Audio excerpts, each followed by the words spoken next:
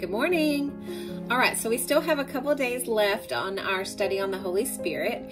And so we are in Romans today. It is Romans chapter 8, verse 13 that says, "For if you live according to the flesh, you will die. But if by the Spirit you put to death the misdeeds of the body, you will live." And as humans, we really tend to want to follow our emotions and our physical desires because we're human and it's innately in us. When the fall of man happened, it took us to a very dark and desolate place, and we tend to migrate to that automatically. But when God sent Jesus, He sent Jesus to offer us light.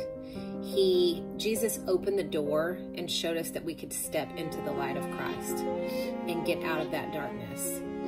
The problem is that we still have free will to choose. We can choose to stay in that darkness, or we can choose to step into the light. The Holy Spirit living in us gives us a clarity of knowing what choices we need to make in life to lead us to our purpose and to our potential. The problem is that we don't always listen to it. And it's not always because we do it on purpose.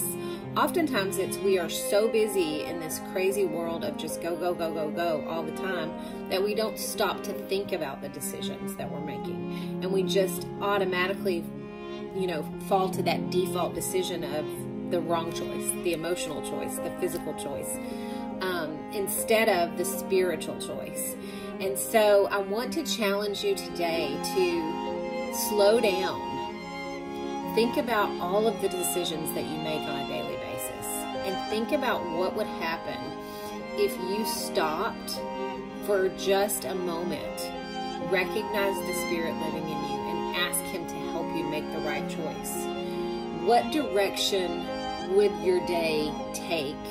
What direction would your life take if we stopped and started thinking our decisions through a little bit more with the guidance of the Holy Spirit living in us? That's what this verse is talking about. It's talking about if we put away our human nature and start listening to our spiritual nature, the Holy Spirit living in us, then we will surely live a life full of God's abundance, God's blessings, and even in the midst of struggle, God's joy.